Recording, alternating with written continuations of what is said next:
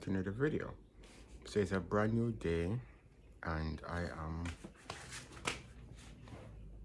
I think I'm gonna put a part of the video that I had in the last episode, so we can do like a to be continued. Just to conclude before stopping, so we can continue in the next episode.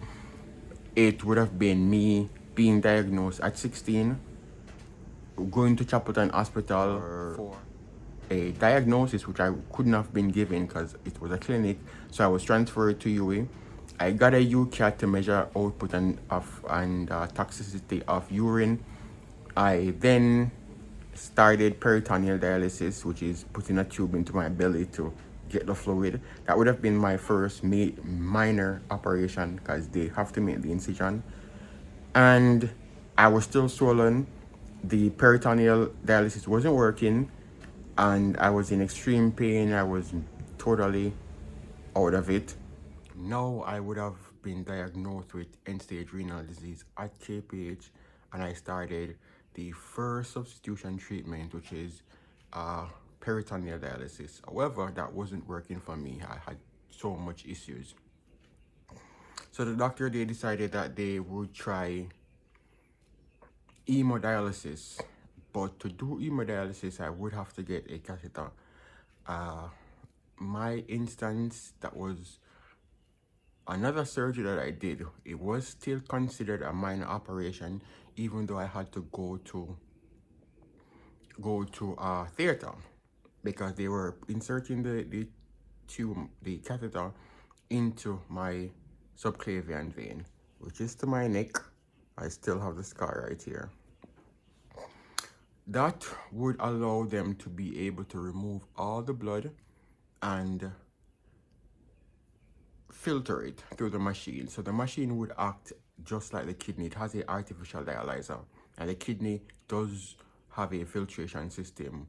So they replicate that in the form of dialysis. It is a 4-hour treatment. If anybody know what dialysis is, it's 4 hours, and for some people, or in some countries, they do it for 3 hours, 3 times a week. But in Jamaica, again, based on financial constraints, we get it for 4 hours, 2 times per week. At KPH, dialysis is provided free along with other hospitals in Jamaica. But to get dialysis outside of the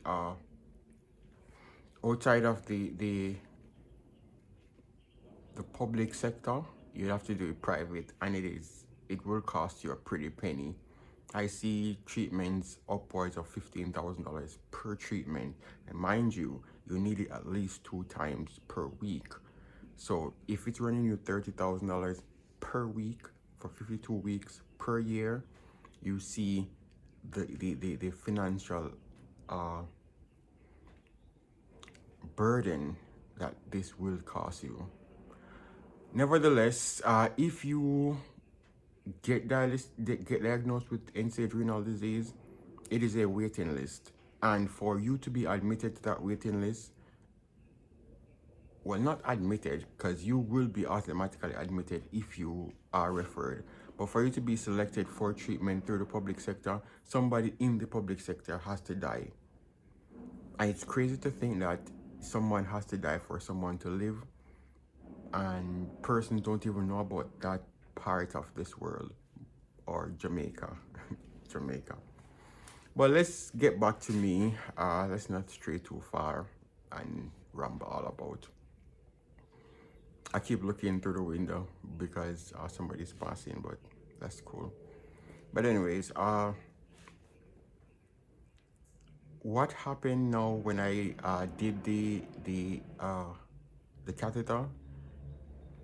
They were using a student or a trainee doctor to insert the catheter, and he completely missed the subclavian. So much so, I was feeling so much pain, they had to pull back and had the consultant take over to insert the catheter in the subclavian vein. And I started to wonder if this is how it's gonna be for me, because I am 16. I just had the peritoneal dialysis where they inserted the tube into the peritoneal cavity. That messed me up terrible. Now it's another surgery. That is a whole mess as well. However, thankfully, hemodialysis did work. It did work for me to the point where my symptoms regressed, where again the dialysis act as your kidney. So you doing dialysis will make you feel normal, or close to normal. So the edema would have gone, the shortness of breath, the high levels of toxin. So my toxic level was going down. I started to be able to eat, all of that. So I was coming along, thankfully. So after 3 months, really, of being admitted, it was time for me to be discharged from KPH. Mind you, this was the first time I'm seeing outside of KPH, because I went there 3 months prior to that in an ambulance. First time I'm even seeing Kingston, that part of Kingston, because naturally I'm from Clarendon, deep rural Clarendon. So when I went back to the unit, because they have like a renal unit at KPH, they were telling me that I would have to come there 2 times per week and practically forever if I don't get a transplant.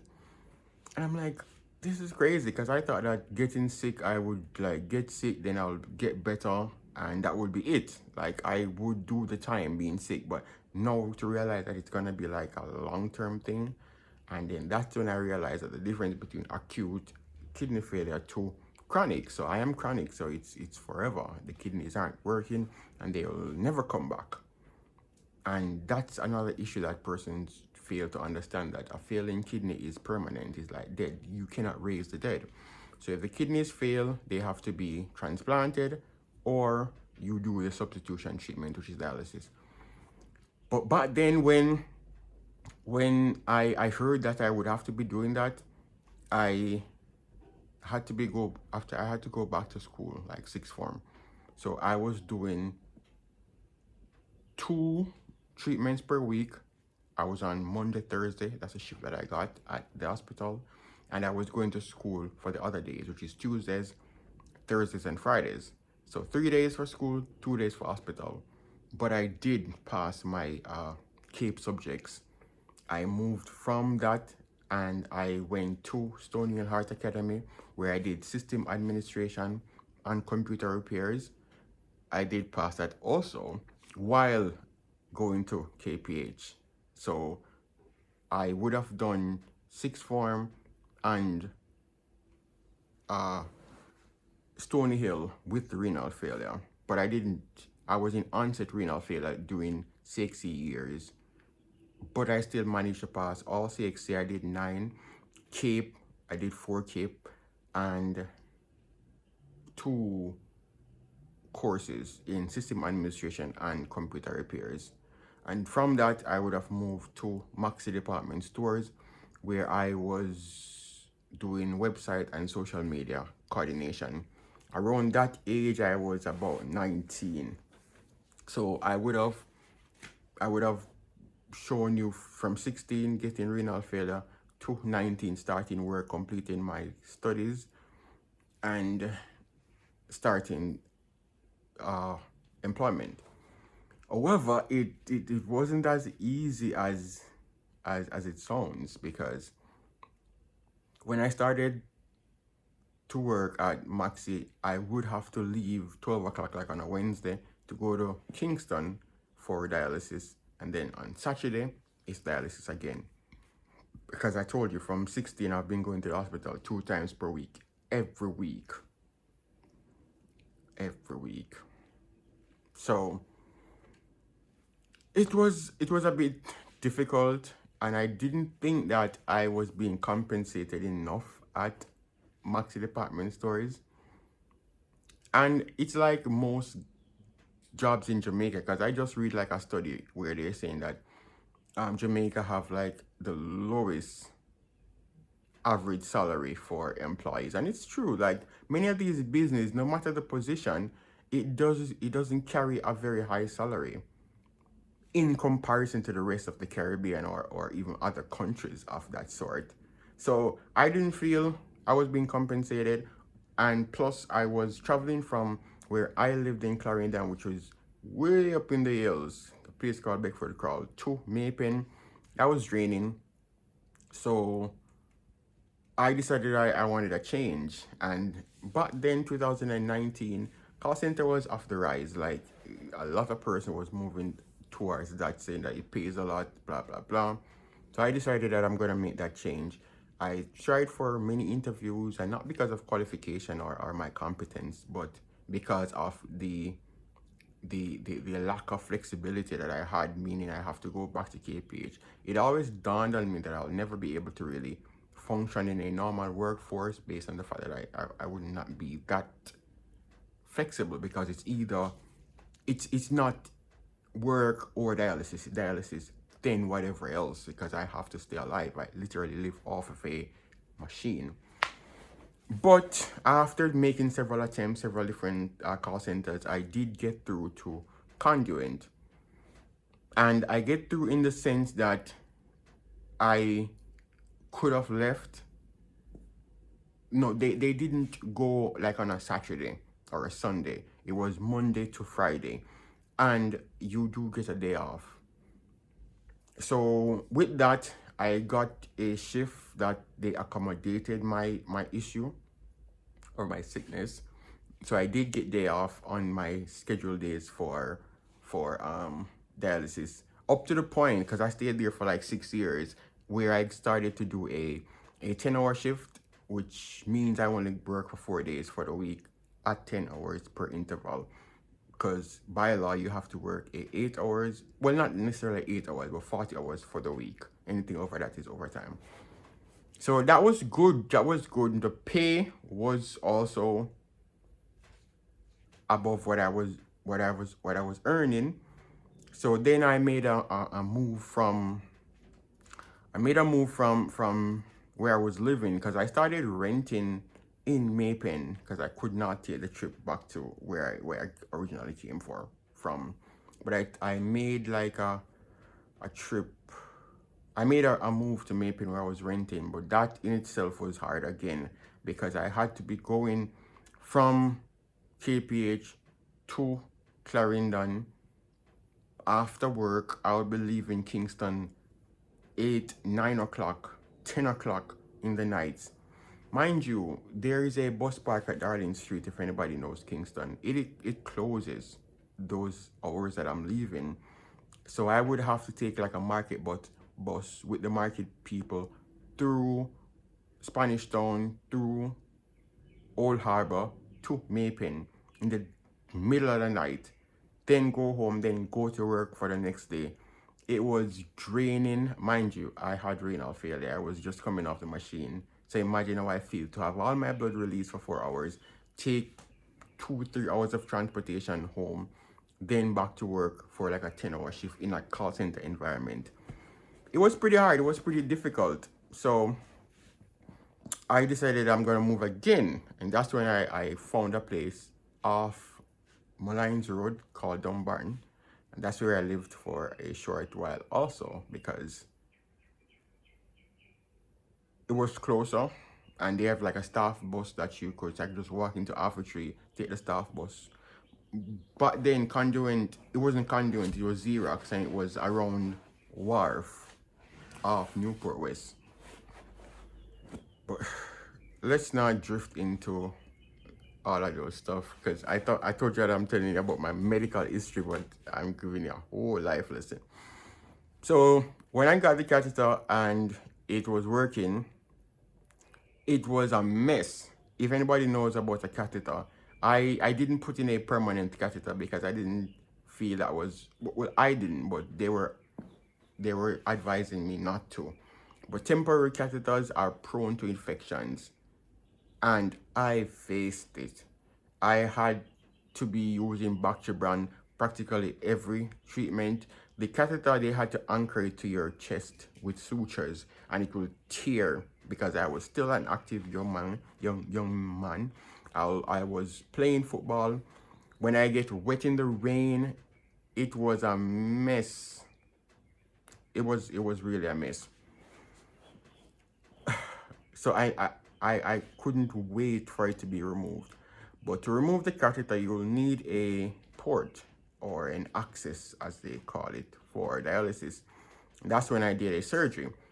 I did a surgery to get these right here. If you see how my hand is looking, right here is one, right here is two, because the first one didn't work. They're called fistula, which is really an abnormal joining of a vein and an artery to create a blood flow that is strong enough for dialysis. Where the joint is, the abnormal joint, is called an anastomosis. And that's where you should feel what is called a thrill. A thrill is really a vibrational feeling that is like a power source. It is enough for when the needles are inserted, the entire blood from your body will be able to be released. Again, it won't be released all at once, and it won't be released one time. A small amount repeatedly goes through the machine in the dialyzer, similarly to what it would have done in the kidneys, and then return once it is cleaned. This process is repeated, and this is done over 3 to 4 hours. So that is much better in regards to less infections and easier for you to go on and off the machine. Plus, you as a young individual wouldn't want something like a catheter which has to be taped to you. You cannot shower properly. You cannot do this. You can do everything properly. So your independence would have been regained. But it is still prone to like stuff like blows, which meaning they inserted the needle incorrectly, or just the thinning of your skin, and you will lose sights. So either way, it is all difficult. I think I went too much into my personal life and not the health part. So now this video is way too long. So I'm gonna stop right here. And I didn't even get into most of the health related issues. I'm super sorry. But again, this is a series, so don't worry. I'll catch up mostly on health for the next video. So for this video is when I left the ward, stopped doing peritoneal, stopped doing took out the catheter, start doing a fistula, and from that it was literally I would say smooth sailing, because dialysis is not that bad. You can do it for several years. However, the slippery slope effect of it, where other medical issue arises, is where the real problem lies. And that's what I'm gonna discuss in the next video, because after that slow period, or that good, I could consider a good period where nothing really out of the ordinary was happening, I was just going to dialysis, going to work, it was really cool. Then other issues start arising, like hyperparathyroidism, which is something that I will discuss, heart disease, lungs issue, liver issue, swollen spleen. Then you would see why I had to do 10 major surgeries, because it wasn't because of kidney failure, and that's what persons fail to understand. When I said that I am okay, is because I am okay from all the other stuff that I have fixed, not from kidney failure, because kidney failure for me is chronic. Unless I do a transplant, it is permanent.